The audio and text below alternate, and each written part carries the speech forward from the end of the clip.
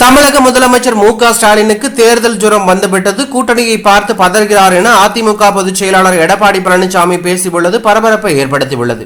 Chennai D நகரில் திமுக அரசை கண்டித்து அதிமுக சார்பில் பொதுக்கூட்டம் நடைபெற்றது. இந்த பொதுக்கூட்டத்தில் கட்சியின் பொதுச் செயலாளர் எடப்பாடி பழனிசாமி கலந்து கொண்டு சிறப்புரையாற்றினார்.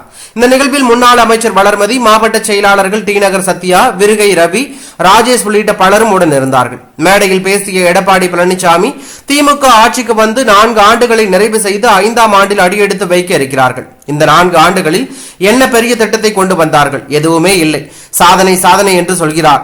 சாதனைக்கு பெயர் பெற்றவர் நான் தான் என்று சட்டப்பேரவையில் முழங்குகிறார். உதயநிதி ஸ்டாலினை துணை முதலமைச்சர் ஆக்கியதுதான் நீங்கள் செய்த சாதனை. 2026 தேர்தல் குடும்ப ஆட்சிக்கு, வாரிசு ஆட்சிக்கு, மன்னர் ஆட்சிக்கு முடிவு கட்டும் தேர்தல்.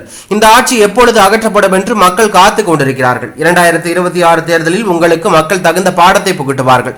பாஜகவோடு அதிமுக எப்படி கூட்டணி வைக்கலாம் என்று முதலமைச்சர் கேட்கிறார். அதுவும் சட்டப்பேரவையில் நேருக்கு நேர் கேட்கிறார். அது எங்களுடைய கட்சி. ஒத்த கருத்துடைய கட்சிகள் ஒன்றாக இணைந்து வெற்றி பெறுவதற்காக அமைக்கப்பட்ட கூட்டணி எங்கள் கூட்டணி.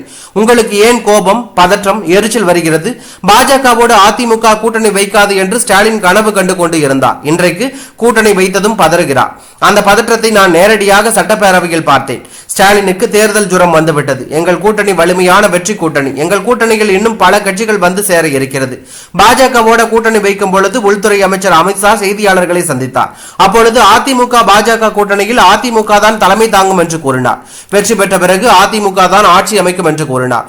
அதிமுக பாஜகவோடு கூட்டணி வைக்காது என்று ஸ்டாலின் எண்ணினார். அவர் எண்ணமெல்லாம் காணல் நீராகிவிட்டது. சில கட்சிகள் நாங்கள் வரலாற்று பிழை செய்து விட்டதாக சொல்கிறார்கள். திமுகவை அகற்ற வேண்டும் என்ற ஒற்றை கருத்துடைய கட்சிகள் எல்லாம் இணைந்து தேர்தலை சந்திப்போம். வாக்குகளை சிதறாமல் எதிரிகளை வீழ்த்த நாங்கள் வியூகம் எடுத்துள்ளோம். நாங்கள் கூட்டணி வைப்பது பற்றி நீங்கள் பேசுகிறீர்கள். 1999ஆம் ஆண்டு பாஜகவோடு திமுக கூட்டணி வைக்கவில்லையா? அப்பொழுது பாஜக நல்ல கட்சி, இப்போது அதிமுகவோடு கூட்டணி வைத்ததால் சரியில்லை என்று சொல்வது எந்த விதத்தில் நியாயம்? நீங்கள் ஆட்சிக்கு வர கொள்கை கோட்பாடு இல்லாமல் யாருடன் வேண்டுமானாலும் கூட்டணி வைப்பீர்கள். குரங்கு எப்படி மரத்துக்கு மரம் தாவுமோ அதுபோல தொடர்ந்து காங்கிரஸ் உடன் கூட்டணி வைத்தார்கள். ஆட்சி அதிகாரத்திற்கு வரும்போது அடிக்கடி நிறத்தை மாற்றிக் கொள்வார்கள். பச்சோந்தி கூட கொஞ்ச நேரம் கழித்துதான் நிறத்தை மாற்றிக்கொள்ளும். ஆனால் அடிக்கடி கூட்டணியை மாற்றும் கட்சி திமுக என்று அவர் கூறியுள்ளது பரபரப்பையும் அதிர்ச்சியும் ஏற்படுத்தி உள்ளது.